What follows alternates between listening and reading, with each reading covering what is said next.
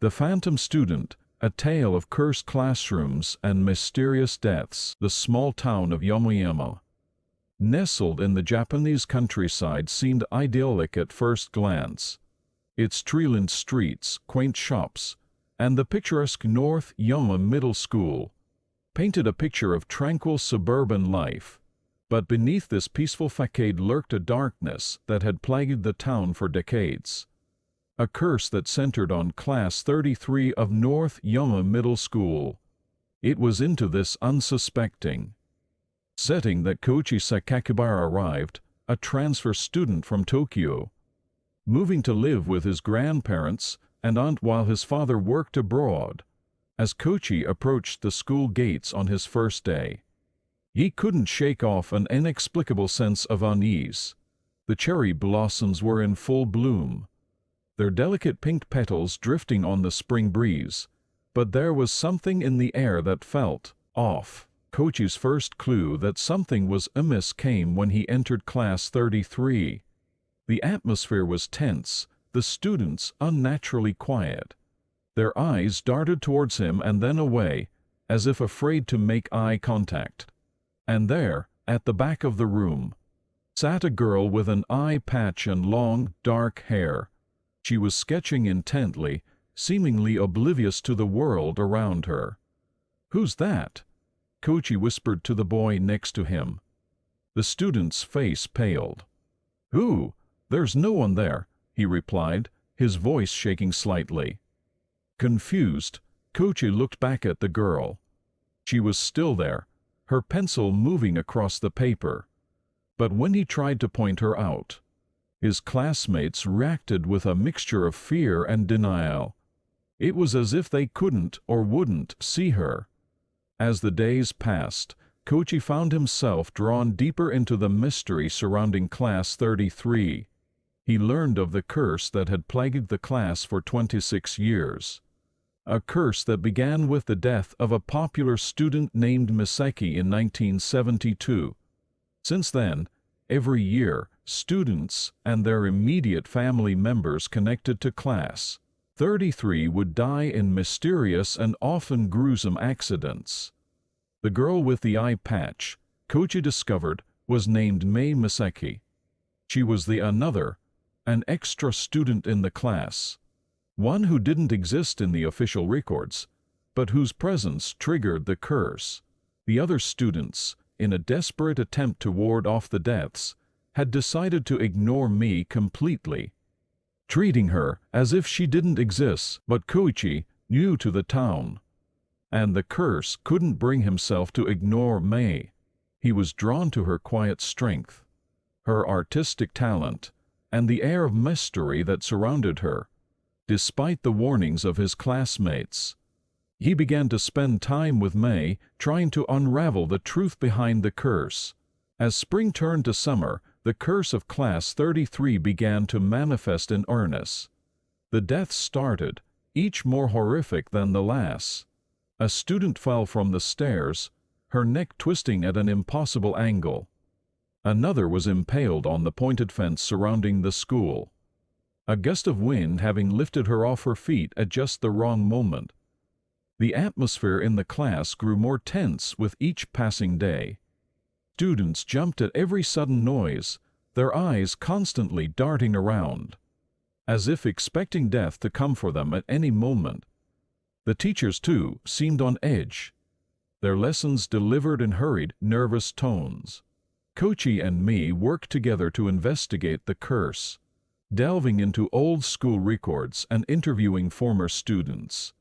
They learned of the various countermeasures the school had tried over the years, changing classroom numbers, adjusting student rosters, but nothing seemed to break the cycle of death.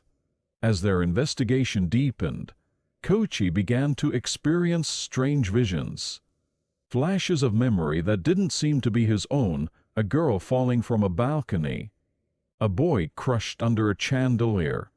These visions left him disoriented and shaken, adding to the growing sense of unreality that permeated his days. The tension in Class 33 reached a breaking point during the school trip to a seaside inn.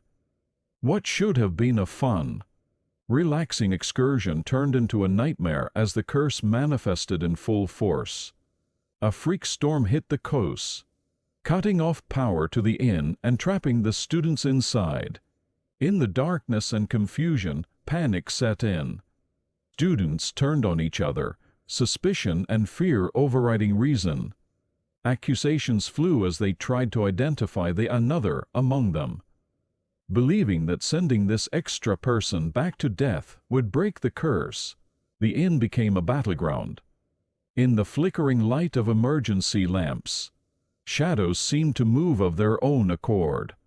The sound of the wind howling outside was punctuated by screams as, one by one, students fell victim to bizarre and deadly accidents.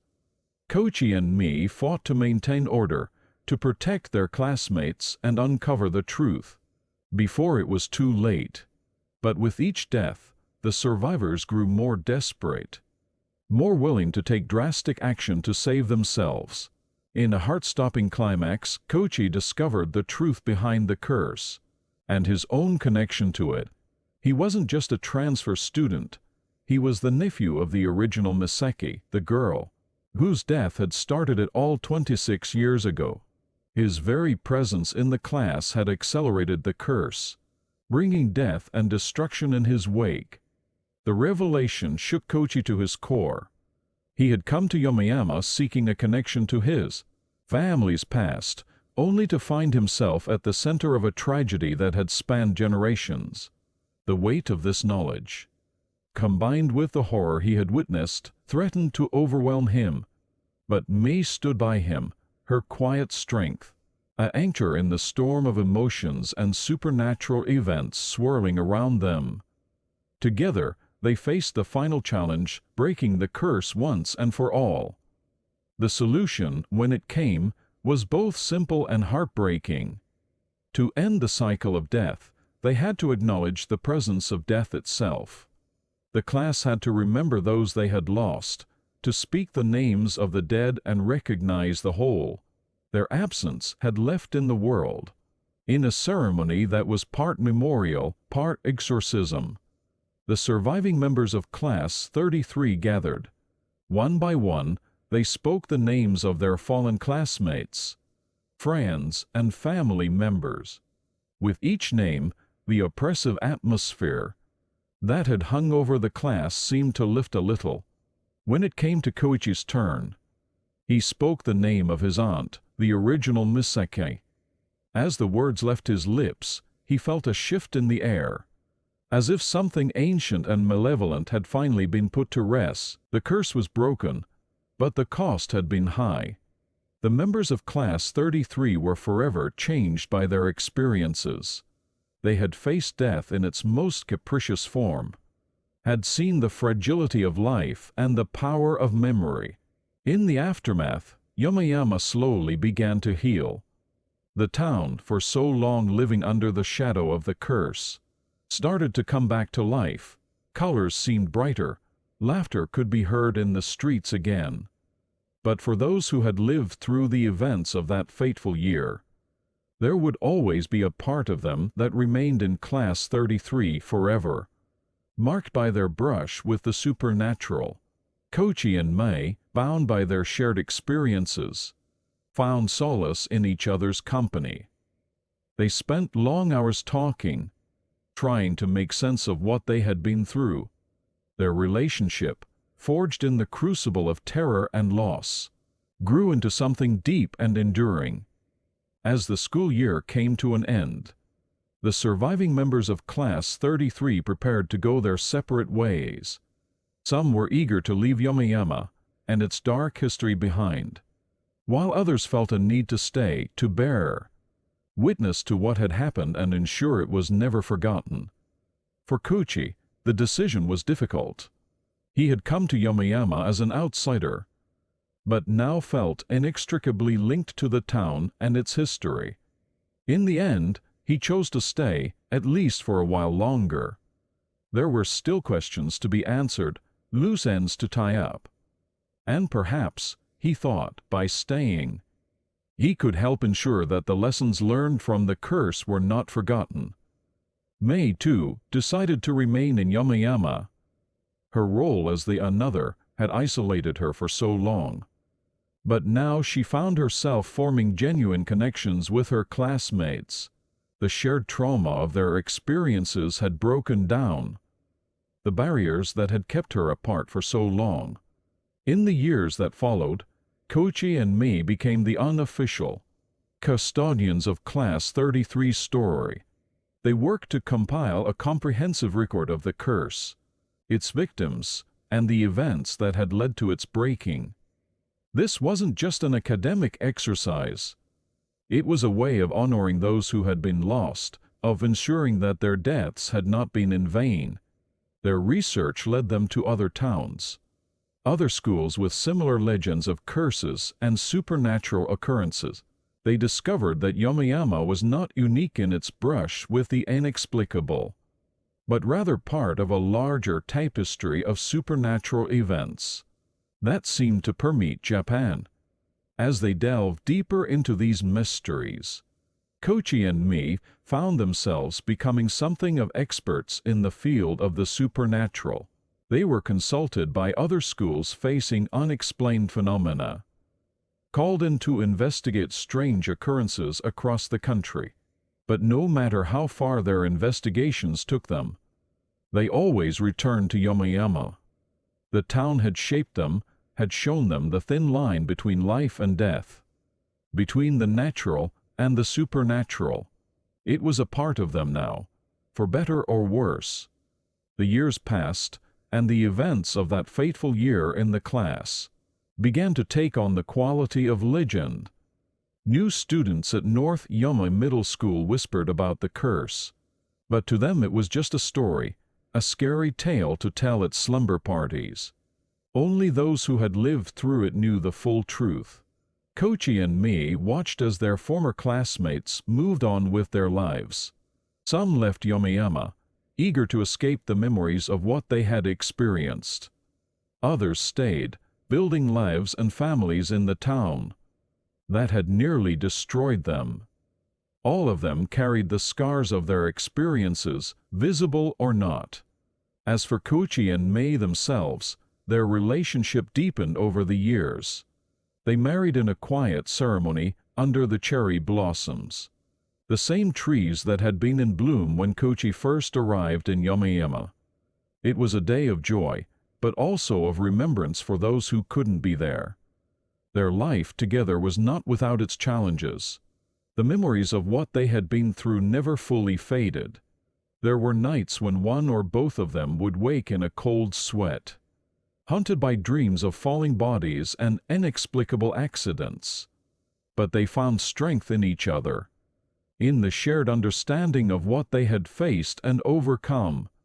They had children of their own, and as their children grew, Koichi and Mei grappled with how much to tell them about the curse of the class.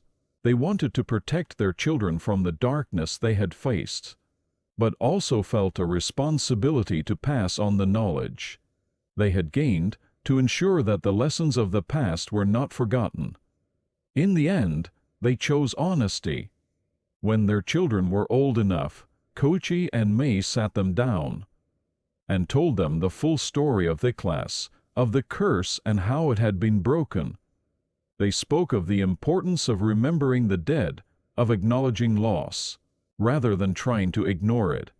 As their children listened with wide eyes, Koichi and Mei realized that in sharing their story, they were not just passing on a family history, but contributing to a larger narrative.